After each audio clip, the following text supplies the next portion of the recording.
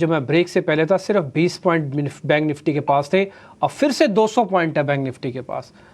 क्या खरीदेगा आदमी, क्या बेचेगा, क्या लेगा, क्या नहीं बेच।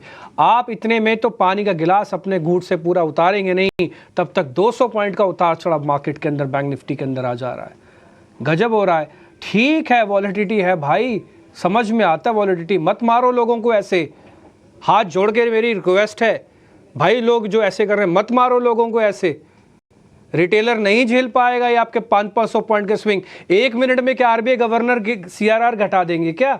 या एक मिनट में आरबीआई गवर्नर सीआरआर नहीं घटाएंगे क्या? ऐसा क्या हो जाता है इस देश के अंदर, एक ही मिनट के अंदर बैंक निफ्टी को 400 पॉइंट चलना टूटना पड़ता है? कोई रैशनैलिटी बची है कि नहीं बची है? भाई हम जैसे लोगों को घर भेज दो, हमें छुट्टी पे भेज दो। आप सब ऐसे मत करो।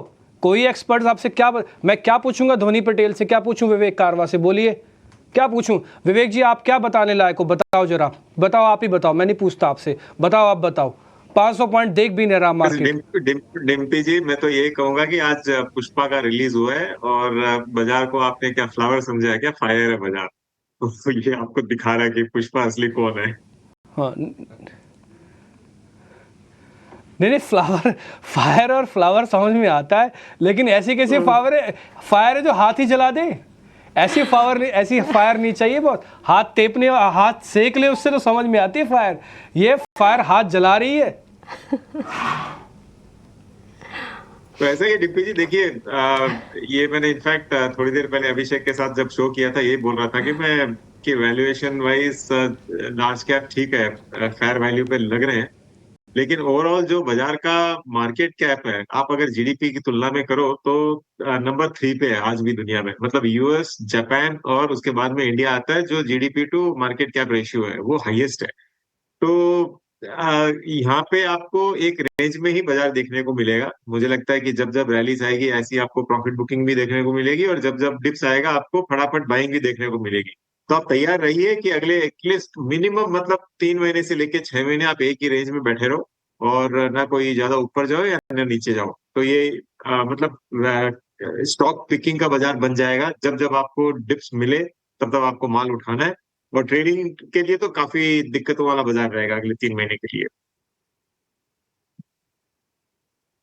ट्रेडिंग के लिए दिक्कतों वाला बाजार रहेगा। अच्छा विवेक जी, एक चीज बताइए, एक खेमा जो आज जहां पर कह सकते हैं कि वो भी फायर बना हुआ है, और वो है कैपिटल मार्केट से रिलेटेड जो भी स्टॉक्स हैं, प्लेटफॉर्म वाले, डिपॉजिटरी, रजिस्ट्रार वाले, कैम्स, बीएससी, एनएसडीएल, सीडीएसएल, माफ कीजिएगा, ये चल क्यों रहे हैं और इतनी तेजी? आखिर अचानक से इनमें क्या हो गया है? देखिए, आज मतलब कोई ना कोई बास्केट बाइंग हुई हुई होगी। कोई स्पेसिफिक न्यूज तो है नहीं ये खेमा चलने के लिए, लेकिन मुझे लगता है कि आज भी जो लॉन्गर टर्म में आप अगर देख रहे हो, ये जितने भी स्टॉक्स है जो बाजार से रिलेटेड है, अ, बाजार कितना भी वोलेटाइल हो, मुझे लगता है कि अगले 3 साल बाद, 5 साल बाद जब हम लोग रियर व्यू मिरर में देखेंगे कि हम लोग दिसंबर 2024 में कहाँ थे, तब यही होगा कि भाई उस दिन इतना बाजार सस्ता था और आज हम लोग इस लेवल्स पे हैं। तो ग्रोथ आपको देखने को मिलने वाली है, ये एक चीज की चीज है। और दूसरी चीज ये है कि ये जितने भी एक्सचेंजेस और डीमैट के जो लिस्टेड डिपॉजिटरी पार्टिसिपेंट्स हैं, इनको तो ज्यादा फायदा होता है जब बाजार वॉलेटाइल होता है। तो तभी ट्रेडिंग ज्यादा होती है, तभी एक्सचेंज चार्जेस, डीमैट चार्जेस ज्यादा मिलते हैं। तो इनको तो ये मतलब ओवरऑल बेनिफिट ये है अगर वॉलेटाइल बाजार रहे तो ये कारण हो सकता है। और बाकी आज क्यों बढ़े इसका कोई स्पेसिफिक रीजन है नहीं। अच्छा एक काम करते हैं, अब चूंकि बीएससी का शेयर देखिए पहली बार ये 5,000 के पार निकला है, और धड़ाधड़ अगर आप एक साल की बात कर लें तो ये शेयर डबल से ज़्यादा हो गया है साल के। अगर आप 6 महीने पहले देखेंगे तो ये शेयर 2-2.5 हज़ार रुपये के बीच में था, अभी देखिए 5,000 के ऊपर जाकर कारोबार कर रहा है। बीएससी ने किस तरह से अपने सारे माइलस्टोन अचीव किए हैं ये समझते हैं, और ट्रिगर क्या बन रहा है बीएससी के शेयर के लिए, ये बताने के लिए हमारे सहयोगी वरुण दुबे हमारे साथ हैं। वरुण बताइए, बहुत तेज रफ्तार बीएससी की, क्या क्या ट्रिगर्स हैं? डेफिनेटली तो अभिषेक देखिए तेज रफ्तार से भाग रहा है और आज एक माइलस्टोन इसने अचीव किया, 5,000 के ऊपर निकला है। आपको याद होगा जब मार्केट में जो गिरावट का दौर आया था बीच में, जब एफआईआईएस की सेलिंग आई थी, उसके पहले बीएससी अच्छे मोमेंटम में था। तो लगता है कि फिर से वही मोमेंटम जो है वो हमें यहाँ पे बीएसई में देखने मिल रहा है। इनफैक्ट दिसंबर सीरीज से अगर आप देखेंगे तो ये एफएनओ में भी शामिल हुआ है और इस साल करीब 130% के आसपास की तेज़ी जो है ये काउंटर ऑलरेडी दिखा चुका है। देखिए ट्रिगर्स तो काफ़ी सारे हैं, उसमें एक बड़ा ट्रिगर ये भी है कि एनएससी का आईपीओ आने वाला है। और देखिए जैसे कि बीएसई को अगर आप देखेंगे तो केवल एनएससी पे लिस्टेड है, वैसे ही एनएससी का जब आईपीओ आएगा तो वो बीएसई पे ही लिस्ट होने वाला है, तो इसको भी एक फैक्टर माना जा रहा है। और कहीं ना कहीं वैल्यूएशन जो है वो भी एक कैचअप होंगे, तो इसके लिए भी बीएसई जो है वो दौड़ लगाते हुए दिख रहा है। काफ़ी सारे टेक्निकल पैरामीटर जो है उसको भी बीएसई ने पार किया। आप देखिए 20, 50, 100, 200 जितने भी डीएमएस है उसके ऊपर ये ट्रेड कर रहा है। तो फंडामेंटल के साथ टेक्निकल रीज़न भी है जिसके वजह से इस तरह का ट्रेड आपको देखने मिल रहा है। आप देखिए 31 अगस्त 2023 ये वो तारीख थी जब 1000 रुपये का लेवल इसने पार किया था और वहाँ से देखिए करीब 1-1.25 साल ही हुआ है और स्टॉक ऑलरेडी 5 गुना वहाँ से हो चुका है और अब जाके 5000 का लेवल जो है वो इसने पार किया है।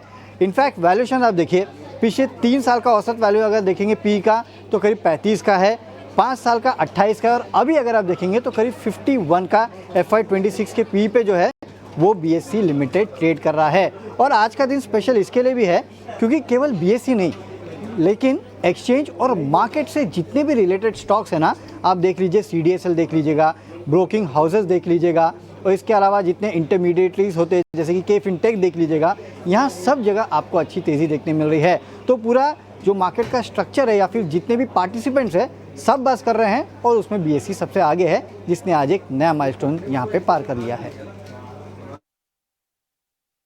ठीक है वरुण, और दूसरा जो कैपिटल मार्केट से रिलेटेड जो भी शेयर हैं BSE, CDSL, camps, angel one, Motilal Oswal, ये तमाम शेयर बहुत ही गजब के मूव्स दिखा रहे हैं।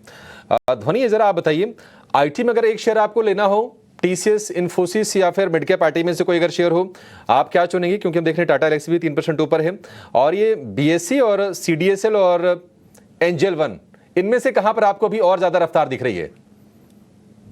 अभिषेक जी, यहाँ पे जो टेक स्टॉक्स की हम बात कर रहे हैं वहां पे मुझे इन्फी का काउंटर पसंद आ रहा है। इन्फी के अगर आप चार्ट स्ट्रक्चर देखें तो यहाँ पे डेलीज में स्टॉक ने एक ब्रेकआउट देने की कोशिश करी और हालांकि अभी मार्केट भी थोड़ा सा वापस एक प्रॉफिट टेकिंग दिखा रहा है, बट ओवरऑल स्ट्रेंथ जो है वो यहाँ पे बुलिश साइड की बनी हुई है। आपको इन्फोसिस में ऊपर की तरफ 2000 तक का मूव विटनेस करने को मिल सकता है। स्टॉप लॉस जो खास करके ध्यान रखना रहेगा, तो नीचे की तरफ में आप यहाँ पे 1898 का स्टॉप लॉस लगा के रखे। यहाँ पर ये लेवल ब्रेक नहीं होता है तो इन्फोसिस के अंदर तेजी बनी रहेगी।